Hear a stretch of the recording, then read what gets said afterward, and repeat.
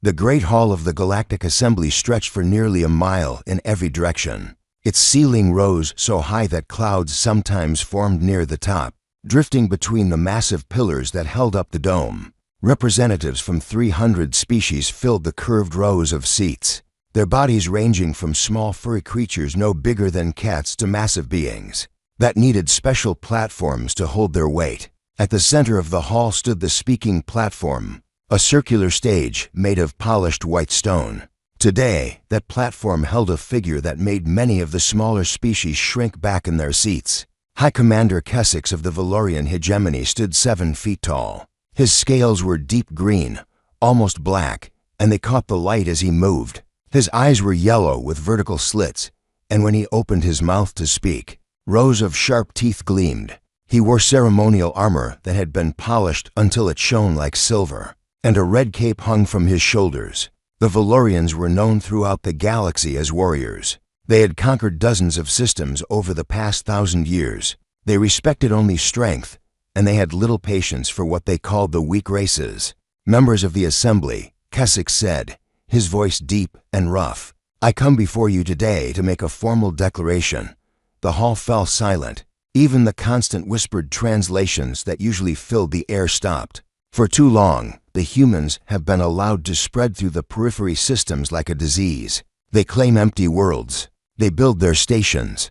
They extend their reach further and further into space that does not belong to them. In the human section of the assembly, Ambassador Elena Vasquez sat very still. She was a small woman compared to the Valorian commander, with dark hair pulled back from her face and calm brown eyes. She wore a simple gray suit, the standard uniform of human diplomats. Nothing about her appeared threatening. "The Valorian hegemony has warned them," Kessix continued. "We have told them to stop. We have demanded that they pull back from the border regions, but they do not listen. They smile and nod, and then continue to build their colonies." He turned slowly, making sure every section of the assembly could see his face. "This insult cannot stand. The Valorian hegemony hereby declares a state of war against the United Human Territories." Gasps and murmurs erupted throughout the hall. War declarations were rare in the modern galaxy. Most conflicts were settled through trade agreements or assembly mediation.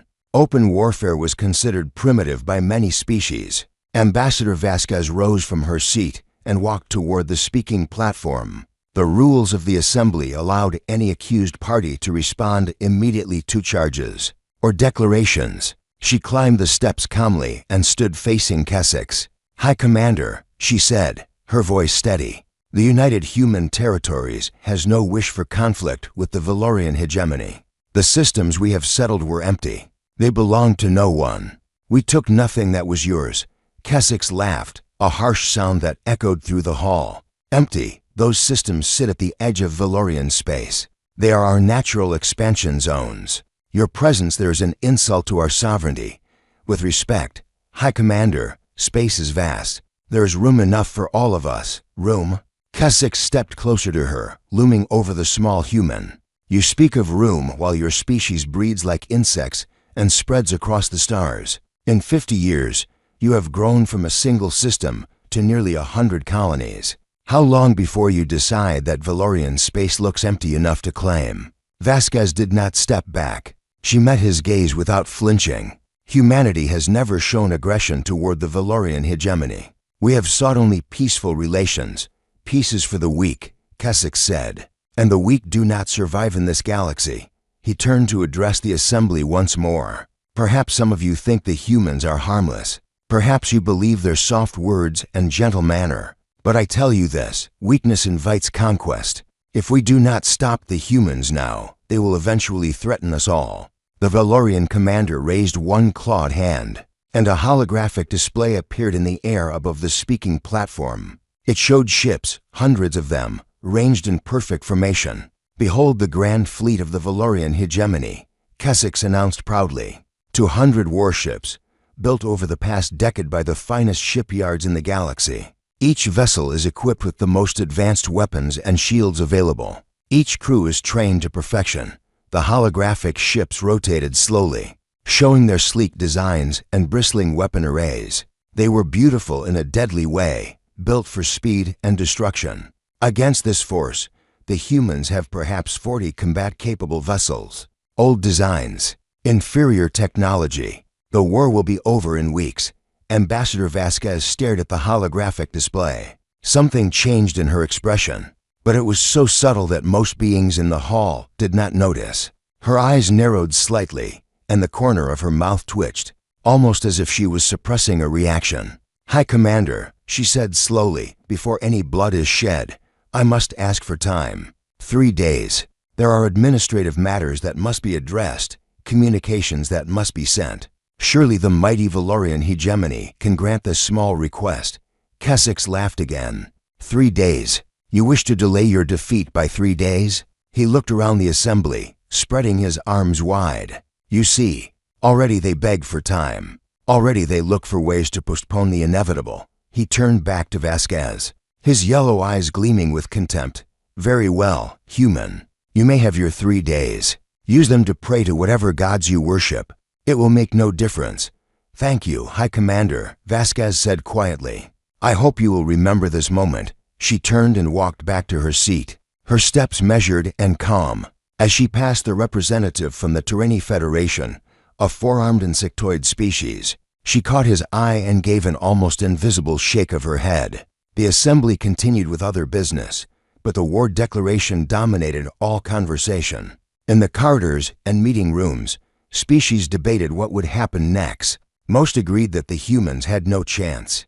The Valorians were ancient warriors with centuries of conquest behind them. Humans had been part of galactic civilization for only 50 years. They were newcomers, still learning their place in the cosmic order. Ambassador Vasquez returned to the human section of the station, a modest set of offices and quarters near the outer ring.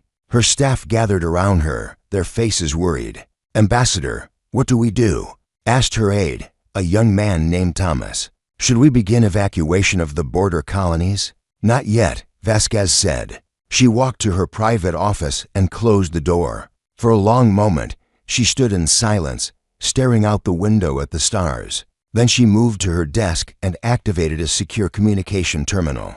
The encryption protocols were the highest level available, developed by human intelligence services and never shared with any other species. She typed a short message, "They don't know. Verify and advise."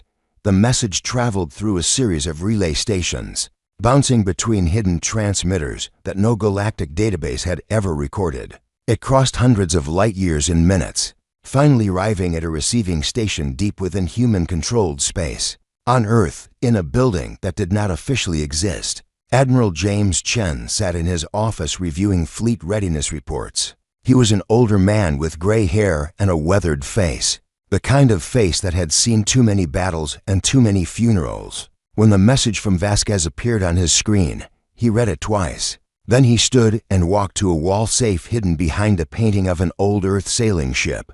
He entered a code that only 3 people in the entire human government knew, and removed a thick folder marked with classification stamps so high that most military officers did not even know they existed. The folder contained shipyard contracts, hundreds of them, agreements signed over the past 15 years, between shell companies with names like Stellar Dynamics Incorporated and Pioneer Manufacturing Solutions and clients across the galaxy. Chen flipped through the pages until he found what he was looking for, a contract dated 12 years ago.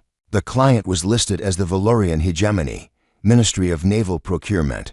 The product was a series of heavy warships, 47 in total. He kept flipping. Another contract, another. The numbers added up, 183 vessels, all built by human-owned shipyards operating under false identities. Admiral Chen stared at the documents for a long time. Then, despite the gravity of the situation, he began to laugh. He pressed a button on his desk.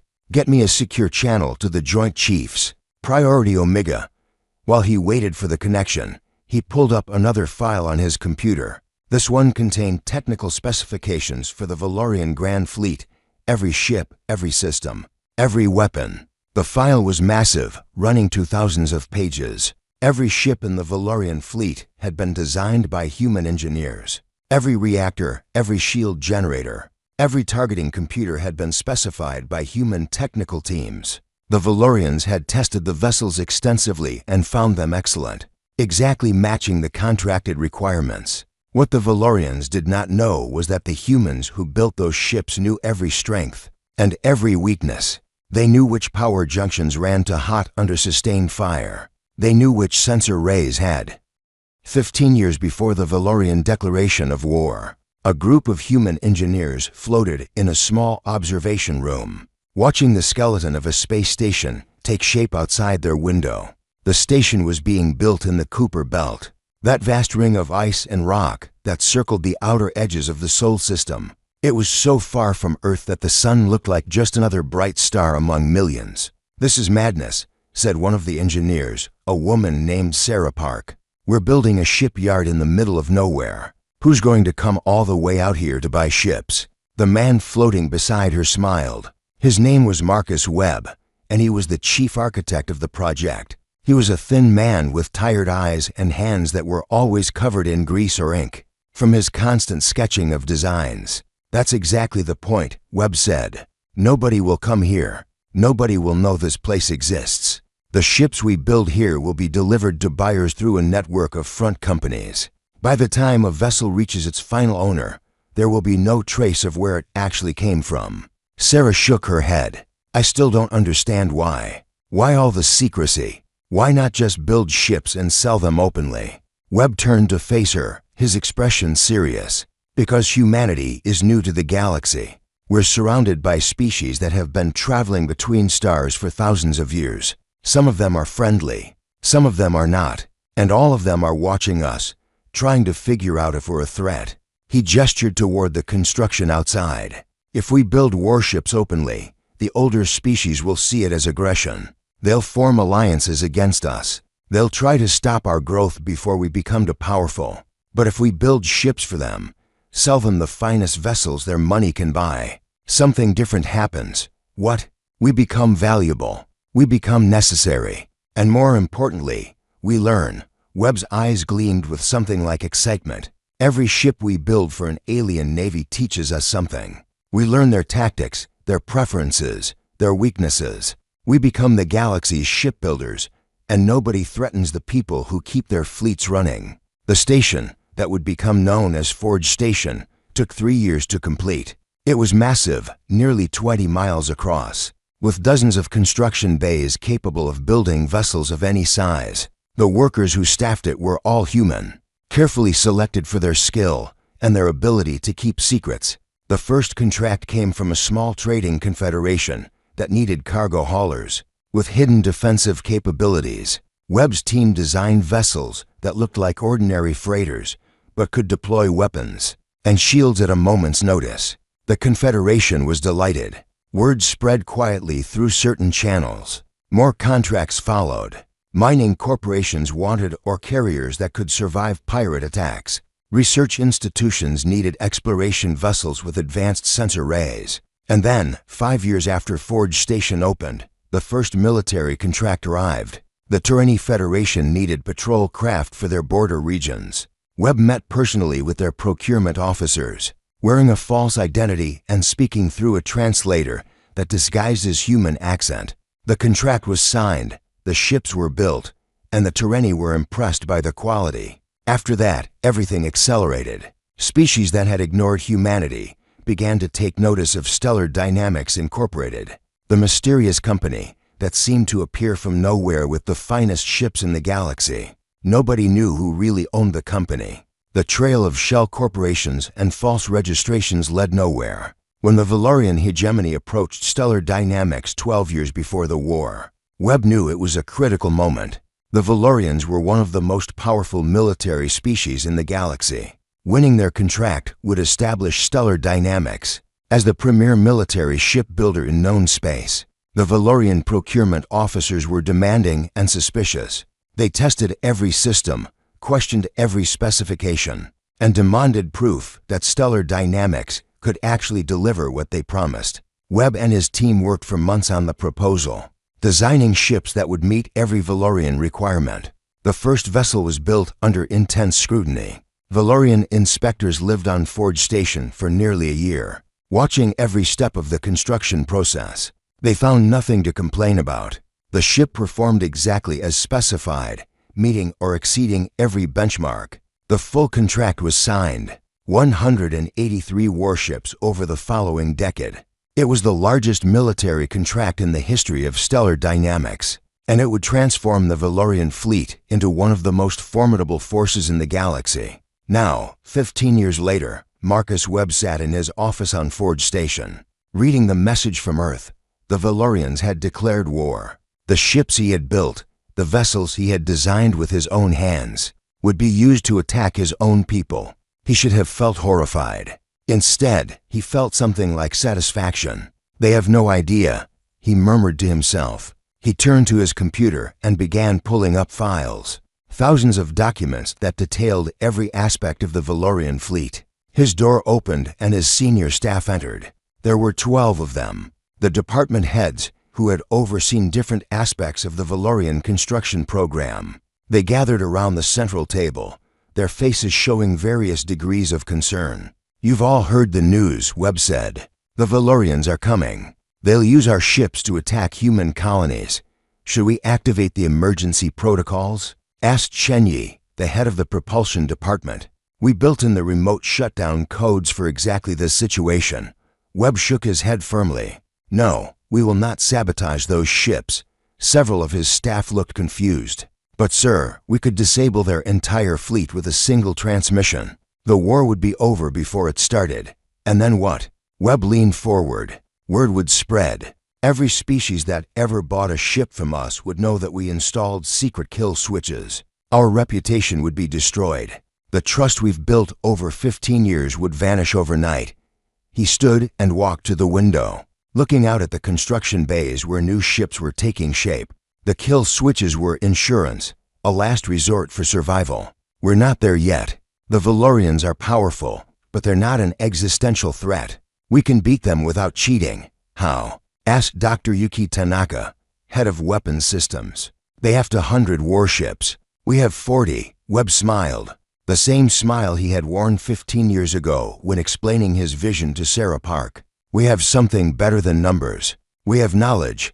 He activated the central display, and a holographic image of a Valorian battleship appeared above the table. It rotated slowly, its weapons and systems labeled in human script. "I designed this ship," Webb said. "I chose the thickness of its armor. I specified the power output of its reactors. I determined the frequency range of its shields. Every single component was built according to my specifications." He zoomed in on a section near the ship's engine array. "See this junction? It's where the main power conduits meet the secondary distribution network. Under normal operation, it handles the load perfectly. But if you hit it with a precisely calibrated pulse at this frequency," a number appeared on the display, "the junction overloads. The ship doesn't explode. It just goes dark. Engines, weapons, shields, all offline at once." His staff stared at the display in silence. "Every ship in the Valorian fleet has weaknesses like this," Webb continued. "Not because we built them badly, but because every ship has limitations. We know where those limitations are. The Valorians don't." Dr. Tanaka nodded slowly. "So instead of killing their ships, we disable them." "Exactly. We take their fleet apart piece by piece, without massacring their crews. When it's over, the Valorians are defeated, but not destroyed. And more importantly, every other species sees that we won without using sabotage." He closed the display. "I want full tactical reports on every vessel class we built for the hegemony. Every vulnerability, every blind spot, every threshold. I want it organized and transmitted to Admiral Chen within 24 hours." His staff nodded and began to leave, but Webb called out one more thing. One more matter. "The ships we're building for ourselves. The vessels that have never left the inner construction bays. Are they ready?" Chenyi stopped at the door. "The Prometheus class?" "Yes, sir. All 12 vessels are combat ready." "There. Well, they're a generation ahead of anything we sold to anyone else," Webb nodded. "Good. I think it's time the galaxy learned that we've been building more than just other people's navies." Meanwhile, on the Valorian flagship Dominance, High Commander Kessix reviewed his battle plans with satisfaction. His fleet was gathering at the border, 200 beautiful warships gleaming in the starlight. Each vessel was a masterpiece of engineering, built by the renowned Stellar Dynamics shipyards. Kessix walked the corridors of his flagship with pride. The ship was everything he had demanded: fast, powerful, and intimidating. Its weapons could crack planets. Its shields could withstand anything the inferior human fleet could throw at it. He stopped at a viewport and watched as another squadron dropped out of hyperspace to join the formation. Cruisers and destroyers and frigates, all bearing the angular lines of Stellar Dynamics design. They were the finest warships in the galaxy, and they belonged to him. A junior officer approached with a data pad. HighConf private meeting room on Nexus Prime was small and plain, designed for confidential discussions between diplomats who did not want to be overheard. Its walls were lined with sound-dampening material, and a jamming field blocked all electronic surveillance. Ambassador Elena Vasquez arrived first. She placed a small case on the table and sat down, her hands folded in front of her. Her expression was calm, almost peaceful. High Commander Kessix entered a few minutes later, accompanied by 2 of his personal guards. The guards were enormous even by Valorian standards, their scales so dark they were almost black. They positioned themselves on either side of the door, their weapons ready. Kessix did not sit. He loomed over the table, his yellow eyes fixed on the human woman. "You requested this meeting," he said. "Speak quickly. My fleet awaits my command, and I am eager to begin the conquest of your pathetic species." Vasquez nodded calmly. "Thank you for coming, High Commander. I want to show you something before your fleet crosses the border. Something important, another plea for peace. Save your breath. The time for negotiation has passed, not a plea." Vasquez opened the case and removed a data tablet. A revelation. She activated the tablet and slid it across the table toward Kessix. On the screen was an image of a Valorian battleship, the same class as the Dominance. "This is the Conqueror-class battleship," Vasquez said. "Your flagship is one of 47 vessels of this design, currently serving. In the Grand Fleet, you commissioned them 12 years ago from a company called Stellar Dynamics Incorporated." Kessix glanced at the screen, unimpressed. "I am aware of how my ships were built. What is your point?" "Stellar Dynamics Incorporated is a human company, High Commander. It always has been." Silence filled the room. The guards shifted uneasily. Kessix stared at Vasquez for a long moment, his yellow eyes narrowing. "That is a lie," he said finally. "Stellar Dynamics is registered in the Neutral Commerce Zone. Their facilities are located in deep space, far from any human territory. We investigated their background thoroughly before signing the contracts." "You investigated the background they wanted you to find." Vasquez touched the tablet, bringing up another document. "This is the original registration paperwork for Stellar Dynamics, filed with the Neutral Commerce Authority 15 years ago. The founding directors are listed under aliases, but if you trace the financial records back far enough, you find the original investors, the United Human Territories Defense Initiative." Kessix grabbed the tablet, his claws nearly cracking the screen. He scrolled through the documents, his expression shifting from disbelief to shock to fury. "The shipyard where your fleet was built is called Forge Station," Vasquez continued. "It's located in the Cooper Belt of our home system. Every engineer, every welder, every technician who touched your ships was human." This cannot be true, but Kessix's voice had lost its confidence. The documents were too detailed, too specific. Manufacturing logs with human names, payment transfers routing through human banks, technical specifications written in human script before being translated. "It is true, High Commander, and I can prove it beyond any doubt." Vasquez brought up a final file. "This is the personal signature of Marcus Webb, the chief designer of your entire fleet. He signed off on every major component of every ship you own. You can verify his identity through any galactic database." Kessix threw the tablet across the room. It shattered against the wall. "Treachery!" he roared. "You build our ships just so you could destroy them. You installed weapons against us, sabotage devices, kill switches." "No." Vasquez's voice remained calm despite the raging alien before her. "We installed nothing of the kind. Every ship we built for you works exactly as contracted. Every specification was met or exceeded. Your fleet is genuinely excellent, and it will perform exactly as you expect. Then why? Why tell me this now? Because you deserve to know what you're facing. Vasquez stood, meeting his gaze without flinching. Our engineers designed those ships. They know every system, every component, every limitation. Not because we installed backdoors, but because they wrote the original blueprints. Kessix was breathing heavily, his chest heaving with rage. You think this knowledge will save you? You think it matters that humans built our ships? A weapon is a weapon. It does not care who made it, perhaps, but the people who face that weapon might care who made it. Vasquez picked up her case.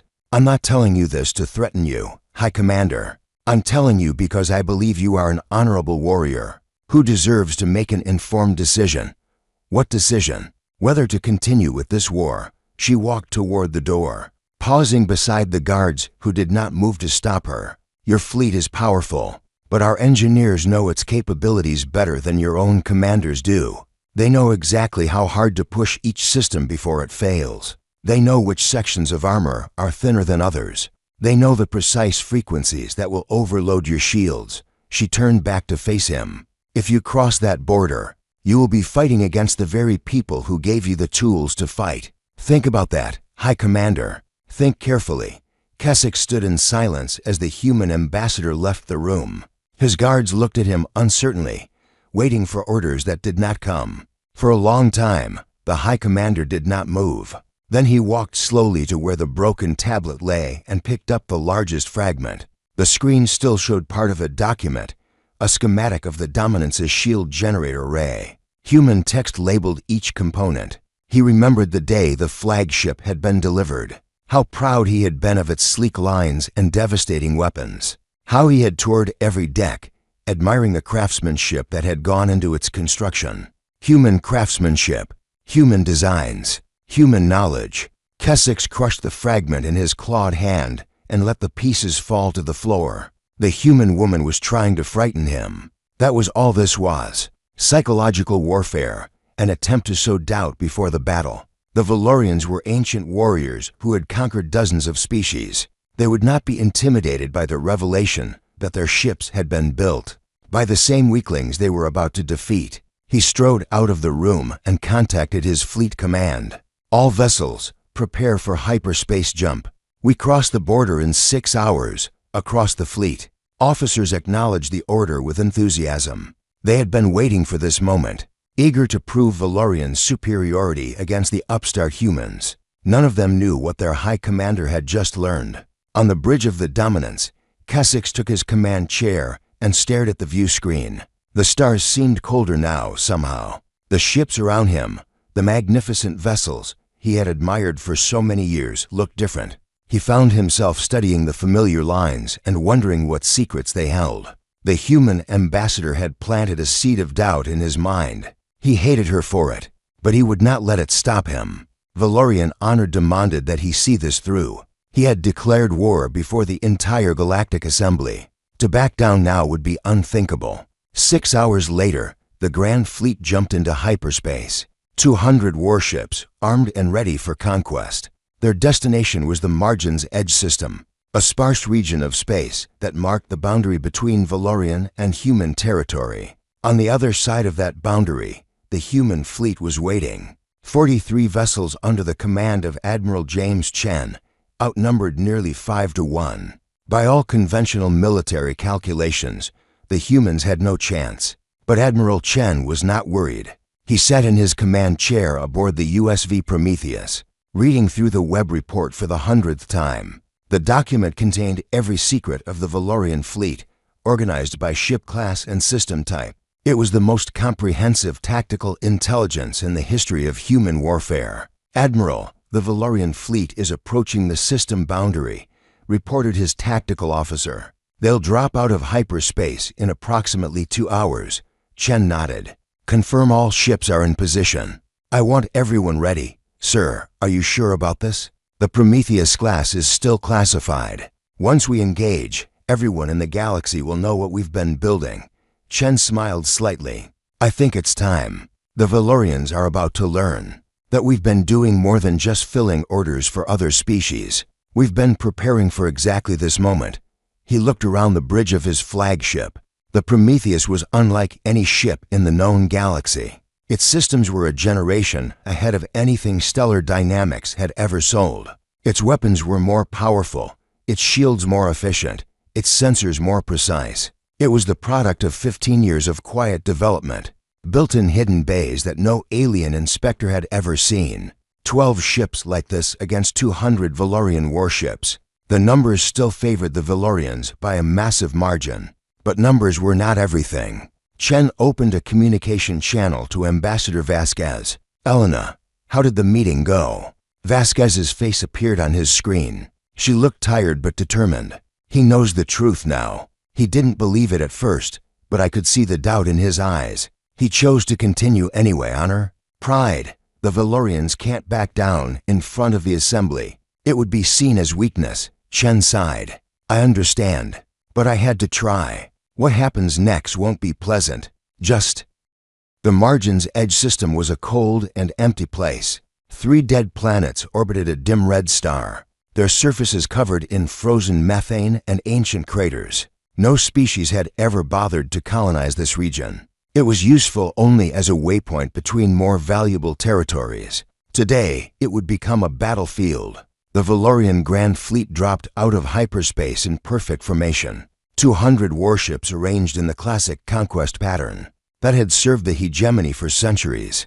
Heavy battleships at the center, cruisers on the flanks, destroyers and frigates forming a protective screen. High Commander Kessix stood on the bridge of the Dominance, watching as his fleet settled into attack positions. "Sensors report human vessels near the 3rd planet," his tactical officer announced. 43 ships, sir. Exactly as intelligence predicted. Kessix studied the display. The human fleet was arranged in a loose defensive formation, clustered around what appeared to be their command ship. They were so badly outnumbered that the battle seemed almost unfair. "Their ships look different than expected," observed his second-in-command, a veteran warrior named Vesic. "I don't recognize the design of their lead vessels." Kessix focused on the human flagship. It was a sleek vessel, larger than expected, with lines that reminded him of something he couldn't quite place. Its hull seemed to absorb sensor scans rather than reflecting them. "They are human ships," he said dismissively. "Inferior by definition. All vessels advance to weapons range. We end this quickly." The Grand Fleet moved forward. The distance between the two forces shrank steadily. At 5,000 kilometers, Valorian weapons would be in range. At 3,000, the battle would begin in earnest. At 10,000 kilometers, something unexpected happened. The human fleet suddenly scattered, each ship accelerating in a different direction. The coordinated movement was so fast and precise that Valorian sensors struggled to track it. Where there had been a clustered group, there were now 43 ships spreading across a massive sphere of space. "What are they doing?" Vesic demanded. "Are they fleeing?" Kessix frowned. "No, they're surrounding us." He realized it with a cold chill. "They're positioning for multiple attack vectors, sir. Their lead vessels have entered weapons range. They're opening fire." The first shots came from the Prometheus. Admiral Chen had targeted a Valorian cruiser, not aiming for the hull or the weapons, but for a specific junction point near the ship's stern. The strike was surgical, a single precise burst of energy that hit exactly where Chen intended. The cruiser's lights went out. Its engines died. Its weapons fell silent. In an instant, a fully operational warship became a drifting hulk. "What happened to the Vigilant?" Vesic shouted. "Did their reactor explode?" "No, sir. Life signs still reading. The ship is intact, but completely disabled."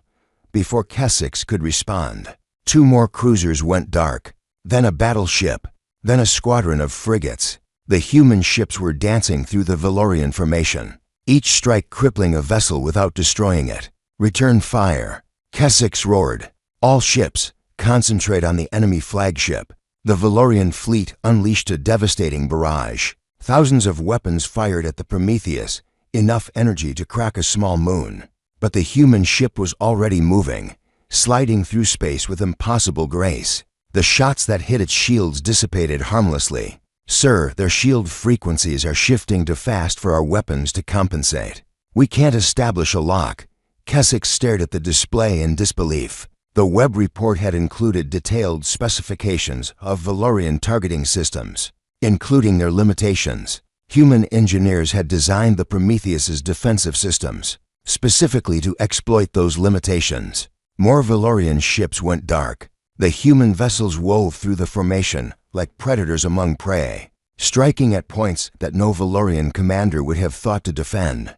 A battleship lost power when a shot hit an exhaust port that connected to the primary power grid. A destroyer was disabled by a strike to a sensor node that created a feedback loop through its entire electrical system. How do they know?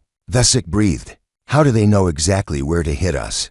Kessix did not answer. He understood now what the human ambassador had tried to tell him. The humans didn't need to outgun the Valorians. They didn't need superior numbers or better ships. They had something more valuable. They had built this fleet. They knew it better than the Valorians themselves. All ships, break formation. Kessix ordered. Scatter and engage individually. Do not let them predict your movements. But it was too late. The Valorian formation dissolved into chaos. Commanders who had trained their entire lives to fight in coordinated patterns found themselves lost. When those patterns failed, the humans exploited every moment of confusion, methodically disabling ship after ship. On the Prometheus, Admiral Chen watched the battle unfold with grim satisfaction. His crew worked with mechanical precision, each officer carrying out their role exactly as practiced. The Valorians were fighting bravely, but they were fighting an enemy who knew them too well. Admiral, the enemy flagship is attempting to break through our line. High Commander Kessix appears to be making a direct run at us. Chen studied the display. The Dominance was accelerating hard, its weapons blazing at anything in its path. Kessix was trying to reach the Prometheus, perhaps hoping that destroying the human command ship would turn the tide. Let him come, Chen said quietly.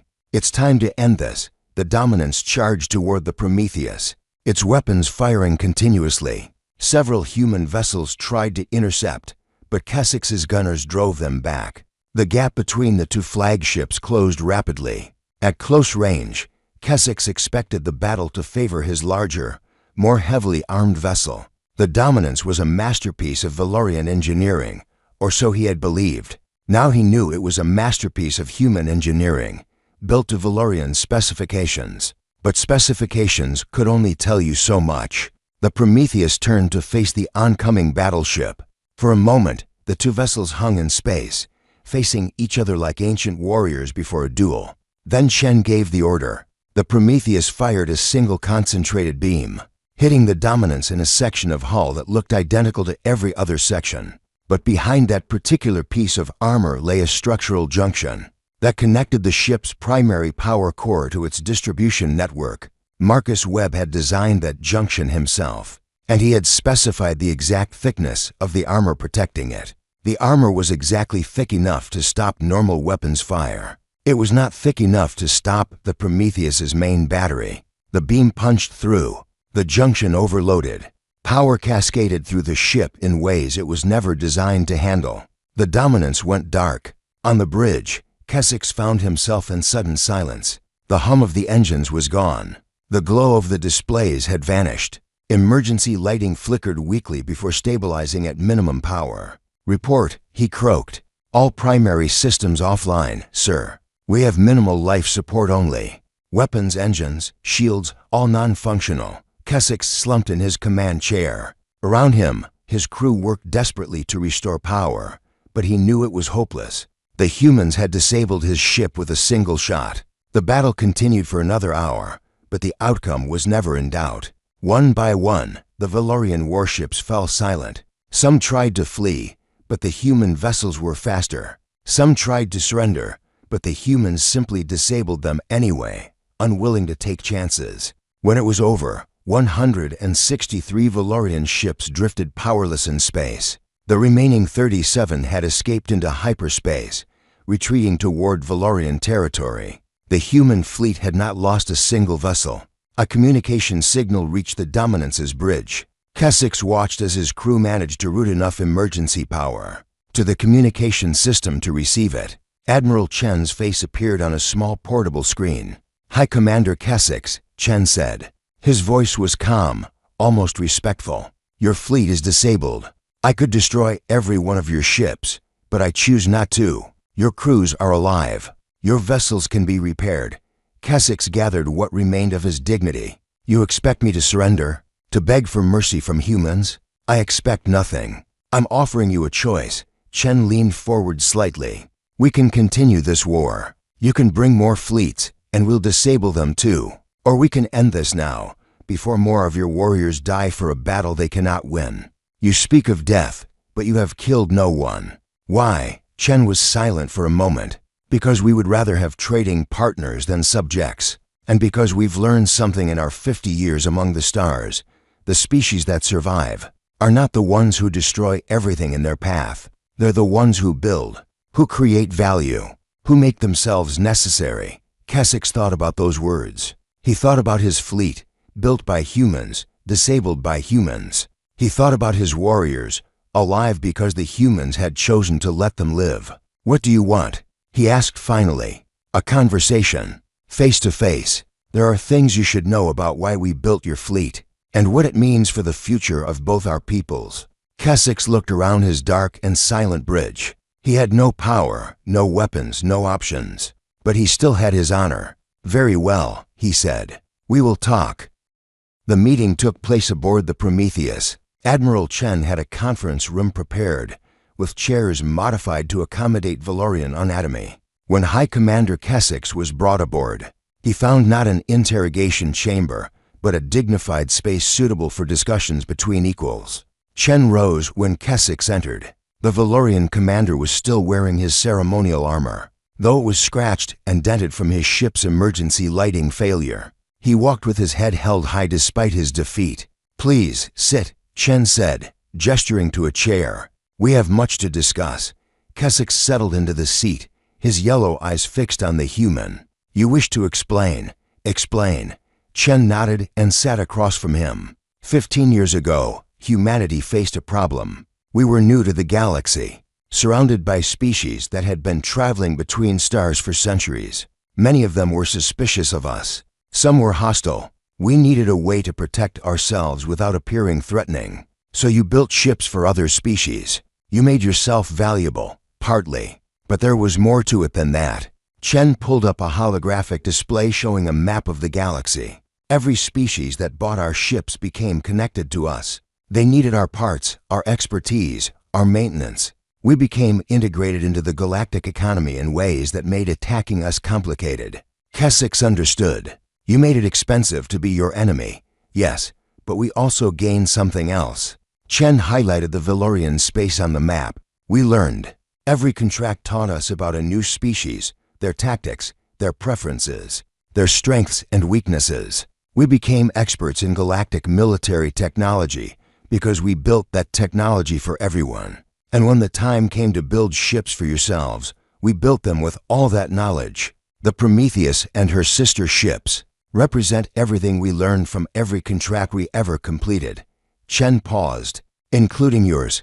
Kessix was silent for a moment. You could have destroyed us. Your weapons were clearly capable of it. Why show mercy? Because destruction is easy. Building is hard. Chen stood and walked to the window, looking out at the stars. Humanity could conquer this galaxy. We have the technology and the knowledge. But conquest is a trap. Once you start, you can never stop. There's always another species to subjugate, another rebellion to crush. You become defined by your wars. He turned back to Kessix. We chose a different path. We make ourselves necessary. We build things that species need. When we're threatened, we defend ourselves, but we don't annihilate our enemies. We leave them alive to become customers again. Kessix laughed bitterly. You expect me to return to my people and tell them to buy ships from the species that just defeated us? I expect nothing. But consider this, your ships were excellent. They met every specification you demanded. The only reason you lost is that we knew them better than you did. If we had built inferior products, if we had installed sabotage devices, you would never trust us again. But we didn't. He sat down again, leaning forward. Every ship in your fleet still works. Once power is restored, they'll perform exactly as designed. You can inspect them, scan every component, and you'll find nothing wrong. Because there isn't anything wrong. We built them honestly, and your point. The galaxy is watching what happens next. If we destroy you, species will fear us. They'll form alliances against us, develop their own shipyards, cut us out of the economy. But if we let you go, if we repair your ships and send you home with nothing worse than wounded pride, something else happens. Kessix understood. They see that you could have destroyed us and chose not to. They see that your ships were honest, and they continue to buy from you. More than that, they see that attacking humanity is pointless. You can fight us, but you can't win. And even if you lose, we don't exterminate you. The risk is high, but the cost of losing is low.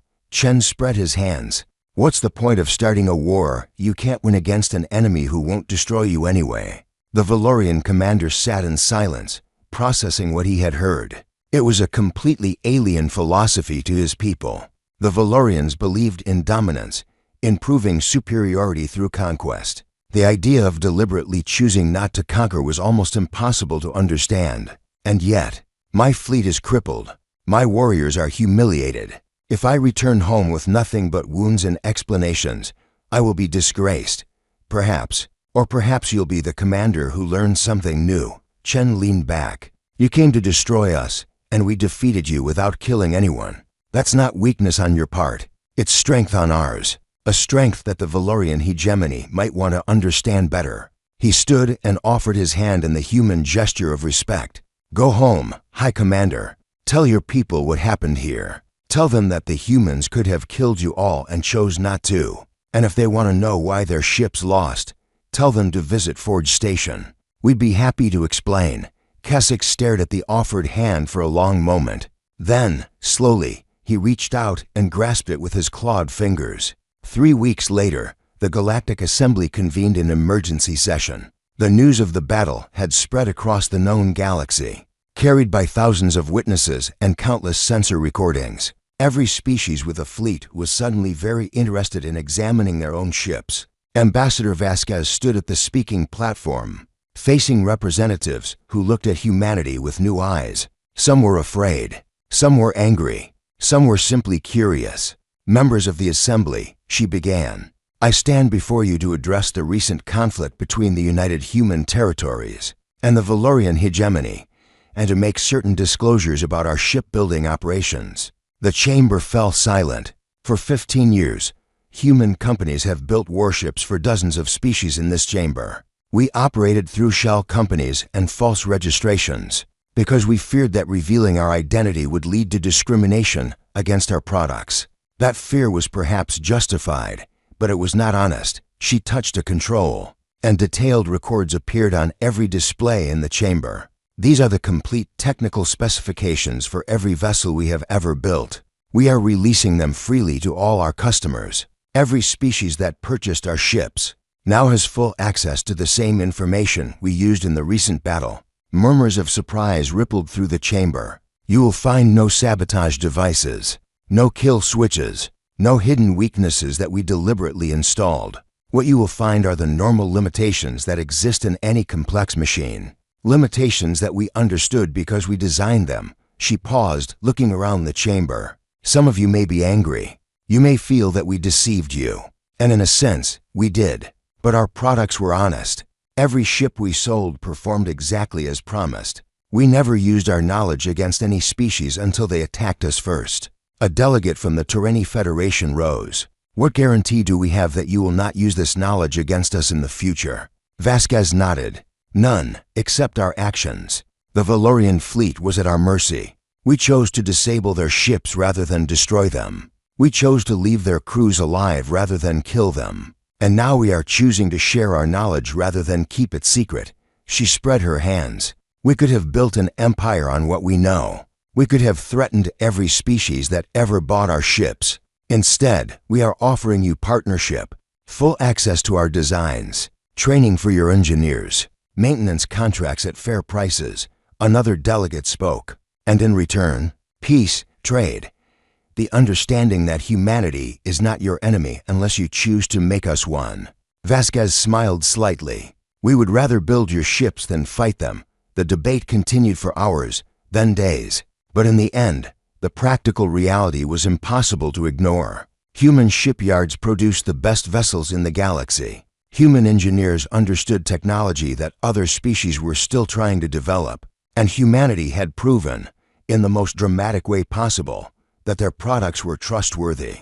One by one, species renewed their contracts with Stellar Dynamics, now operating openly as a human corporation. The Terrani Federation signed a new agreement for defense vessels. The Castian Collective ordered a fleet of exploration ships. Even the Valorian hegemony, after months of internal debate, returned to the negotiating table.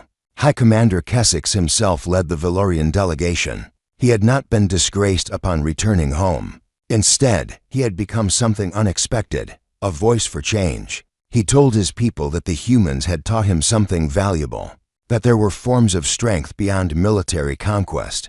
At Forge Station, Marcus Webb watched a new ship take shape in the construction bays. It was a Valorian cruiser, the first of a new contract signed just weeks ago. Beside him stood a young Valorian engineer, one of several who had come to learn human construction techniques. "It must feel strange," the young Valorian said. "Building ships for us again after everything that happened." Webb smiled. "Not strange at all. This is what we do. We build things. We make them well. What our customers do with them is their choice, even if they use them against you."